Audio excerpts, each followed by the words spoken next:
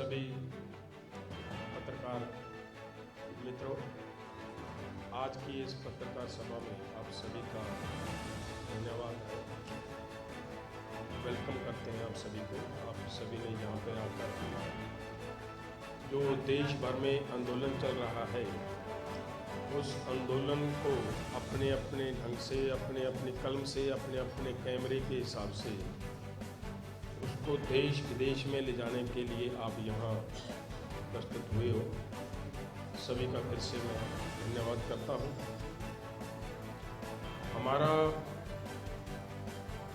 ये जो आंदोलन चल रहा है, ये आंदोलन आज से नहीं शुरू हुआ। 26 तारीख को एक डेट तय की गई थी, लेकिन हमारा पंजाब से तो जिस दिन ये ऑर्डिनेंस के रूप में ये कानून आए हैं, उसी दिन से पंजाब से ये आंदोलन खड़ा हुआ था। उससे भी पहले जैसे हमारे भाई साहब वरिष्ठ नेता, किसान नेता शिव कुमार टक्का जी जैसे लोग बहुत पहले से हम सब मिलकर एक बात को लेकर आंदोलन करते आ रहे थे। जब से सरकार ने WTO पर या मान लीजिए GATT पर दस्तखत किए थे भारत सरकार ने, तभी से हम सब ये लोग जानते थे कि एक ना एक दिन देश के लोगों के ऊपर ये कुल्हाड़ा चलेगा जो आज चल रहा है। उसी दिन से हम सब ये एक प्रयास कर रहे थे कि देश के लोगों को कैसे जागृत किया जाए, कैसे एक आंदोलन बने, ताकि लोग एक जन आंदोलन बने, इस लड़ाई को लड़ने के लिए तैयार हों लोग, और सरकारों पर हम दबाव बना सकें कि इस बहुत ही नुकसानदायक इस एग्रीमेंट से हमारी सरकार बाहर आए। लेकिन नहीं हो पाया। कई तरह की हमारे भी हो सकता है कमियां कमजोरियां रही हों, या हमारे जो साधन हैं वो हम ना जुटा पाए हों, इतने बड़े देश में हम अपनी बात ले जाने में सक्षम ना हो पाए हों। लेकिन अब जब सरकार ने उन्हीं की ही दिशा निर्देशों के अंदर अपना काम आगे बढ़ाते हुए ये जो अध्यादेश के रूप में जून के महीने लेकर आए ये अध्यादेश, उसी दिन से हम पंजाब के लोग इस पर सतर्क होकर इसको स्टडी किया। स्टडी करने के बाद इस पे आंदोलन करना शुरू किया। ये ठीक है बात कि अब दूसरी स्टेट्स हैं जो देखो, जिन लोगों ने आंदोलन पहले करना शुरू किया है वो जागृत पहले हो गए, लेकिन अब ये आंदोलन केवल पंजाब हरियाणा का नहीं रहा, अब पूरे देश का आंदोलन बनता जा रहा है। जैसे आपके मध्य प्रदेश से भी बहुत बड़ी भारी संख्या में लोगों ने जाकर पलवल में डेरा डाल रखा है, वो रूट ब्लॉक कर रखी है। यूपी से भी लोगों ने वो वहाँ आकर वो कर रखा है।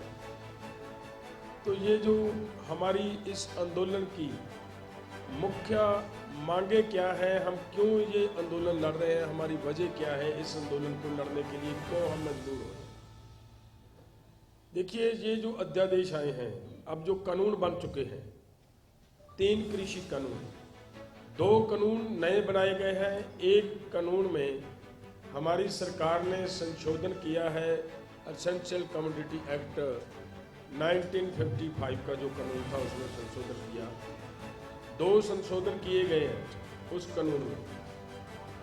बहुत खतरनाक बात वहाँ पे है, ये जो तीनों कानून हैं ये आपस में एक दूसरे के साथ ऐसे मिलते हैं कि पहला कानून जब काम करता है तो किसान का आर्थिक तौर पर लक तोड़ेगा, उसे कमज़ोर करेगा, उसकी रीढ़ की हड्डी तोड़ेगा, पहला कानून। दूसरा कानून उसको एक तरह का रोशनी की किरण दिखाएगा पहले, और आगे जाकर एक नए ट्रैप में किसान को फिर फंसाएगा, जो इन्होंने बनाया है कॉन्ट्रैक्ट फार्मिंग का कानून। कॉन्ट्रैक्ट फार्मिंग वाले में जब किसान फंसेगा, उससे आगे जाकर, थोड़ा समय आगे जाकर, वो भी फंसा हुआ महसूस करता हुआ हमारा किसान जब जमीन कारपोरेट्स के हाथ में जाएगी, तो फिर वो तीसरा कानून आएगा जिसमें संशोधन करके सरकार ने बनाया है, और वो एक इतना खतरनाक, वो केवल किसानों के लिए नहीं है, वो हर एक देश के उपभोक्ता के लिए खतरनाक है। क्योंकि उसमें इन लोगों ने जो शर्तें थी, सरकार ने, पहली सरकारों ने लगाई, हमारे कॉन्स्टिट्यूशन ने लगा रखी थी कि इससे ज़्यादा कोई आदमी कोई अन्न भंडारण नहीं कर सकता, इससे ज़्यादा कोई वस्तु इकट्ठी नहीं कर सकता, जमाखोरी नहीं कर सकता। जमाखोरी के खिलाफ कानून बना हुआ था। इन्होंने संशोधन करके उस जमाखोरी करने वालों को छूट दे रखी है, वो जितना चाहे वो अन्न भंडार कर सकते हैं। तो मेरे दोस्तों, इस सारी ही कहानी को देखते हुए हम लोगों ने ये ठाना, ये निकाला, इसमें से जो रिजल्ट निकला वो ये निकला कि किसान के देश के किसान के हाथों से जमीन जाएगी। जमीन जाने के बाद जमीन कारपोरेट्स के हाथ में आएगी। वो फिर उस जो फसल का पैदावार जमीन में से निकालेंगे, उसका अपने मन चाहे भाव पर उसका स्टोर करने के बाद बहुत महंगे भाव पे आप लोगों को, सभी देश को वो अन्न मुहैया करवाएंगे। वो खाने वालों को भी लूटेंगे और हमारी तो ज़मीन वो ले ही जाएंगे। इसके लिए हमारा ये आंदोलन चल रहा है। तीनों कानूनों को वापस करवाना हमारी पहली मांग है। और बहुत सारे भाइयों में ये भी बात सवाल आता है कि जो दूसरा कानून था, जो हमारी दूसरी लड़ाई है, वो है कि एमएसपी की गारंटी का कानून बने। हम बहुत चर्च से, बहुत लंबी देर से ये लड़ते आ रहे हैं कि गारंटी का कानून बने, एमएसपी का, लेकिन सरकार उसे बनाने में अभी तक सरकार ने किसी तरह की कोई किसानों की बात मानने के लिए तैयार नहीं हुई। इतनी बड़ा आंदोलन हो रहा अभी, तो अब ये मांग बहुत सारे भाइयों को एक तरह का भ्रम फैल जाता है कि ये मांग पीछे क्यों चली गई। पहली बात ये है कि किसान की जमीन बचेगी, जमीन किसान के पास रहेगी, तभी उसका भाव मांगने की, उसका एमएसपी की गारंटी मांगने की बात रहेगी। जब जमीन ही नहीं रहेगी तो एमएसपी क्या करेंगे मांग कर। डॉक्टर स्वामीनाथन की रिपोर्ट की जो हम बात करते हैं वो भी अब पीछे रह चुकी है हमारी। अब हमारी लड़ाई है कि किसान की होंद को बचाना है। इसके लिए हम सब एकजुट होकर लड़ रहे हैं। और आपके माध्यम से, जिस तरीके से आप मध्य प्रदेश के भाई हमारा इस आंदोलन में सहयोग कर रहे हैं, लड़ रहे हैं, मैं पहले ही बात ये कह चुका हूँ कि भले ही ये आंदोलन लग रहा है कि पंजाब वाले ज़्यादा हैं, पंजाबी लोग ज़्यादा हैं, ये कोई नई बात नहीं है। ये इतिहास है पंजाब हरियाणा के लोगों का। देश की आज़ादी की लड़ाई जब लड़ी गई थी तब भी उनकी जो पार्टिसिपेशन रही है वो 92% रही है। हम कोई नया काम नहीं कर रहे, हमारे खून में है ये बात। लेकिन ये भी बात नहीं है कि जिन भाइयों की ओर से कुछ, देखिए यहाँ मध्य प्रदेश से इतनी दूर जाकर जो हमारे साथी दिल्ली में बैठे हैं, सहयोग उनका भी कम नहीं, वो भी हमारा बराबर का सहयोग कर रहे हैं।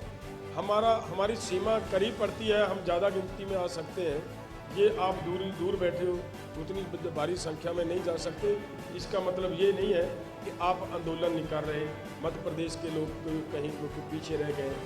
पूरा देश इस आंदोलन को अपने अपने ढंग से चला रहा है। जैसे बिहार में पटना में एक रैली हुई है, सरकार को मजबूरन उन किसानों पर लाठीचार्ज करना पड़ा है, और उसकी हम आज की इस प्रेस कॉन्फ्रेंस के माध्यम से निंदा भी करते हैं कि ऐसे ही सुप्रीम कोर्ट ये कह रहा है कि किसानों को पीसफुली जिस तरीके से आंदोलन कर रहे हैं, इन लोगों को आंदोलन करने का अधिकार है। हमारी माननीय सुप्रीम कोर्ट का ये फैसला है हमारे पक्ष में। और इधर सरकार किसानों पर लाठियां बरसा रही है, बिहार की सरकार किसानों पर लाठियां बरसा रही है, यूपी की सरकार, उत्तराखंड की सरकार किसानों पर लाठियां बरसा रही है, हरियाणा की सरकार किसानों पर लाठियां बरसा रही है। ये इनका दमनकारी जो नीति है ये ज़्यादा लंबी देर चलने वाली नहीं है। ये पूरे देश का आंदोलन बनता जा रहा है, बनता जा नहीं रहा, पूरे देश का ही नहीं, आज वर्ल्ड में 15,000 ट्रैक्टर ट्रॉलियों से पूरे भोपाल को जाम कर दिया था। देखिए, दो बातें हैं। पराली का मैंने बताया कि पराली जलाने पर 1 करोड़ का जुर्माना, ये कोई मोहम्मद बिन तुगलक जैसा पागल आदमी ही कर सकता था। सामान्य व्यक्ति तो नहीं कर सकता। गरीब किसान जिसके पास जमीन नहीं है 1 करोड़ की, वो कहाँ से देगा जुर्माना? ये कोई मेंटल पेशेंट के काम है। तो सच्चाई उस दिल्ली आंदोलन के बारे में जानना चाहता है, जो भी वहाँ पे लेटेस्ट चल रहा है, क्या हम आगे नीतियाँ अपना रहे हैं इस आंदोलन को सक्सेसफुल करने के लिए। हमारे जो डिजिटल फ्रंट हैं वो किसान एकता मोर्चा के नाम पे चल रहे हैं। किसान एकता मोर्चा, वहाँ पे हमारे शिव कुमार कखरा जी भी अपना संबोधन करते हैं, अभिमन्यु जी भी संबोधन करते हैं, जगजीत सिंह डल्लेवाल जी संबोधन करते हैं, जो बिल्कुल सही जो जानकारी जो इन्फॉर्मेशन है वो आप सब लोगों तक पहुंच सके। किसान एकता मोर्चा। धन्यवाद।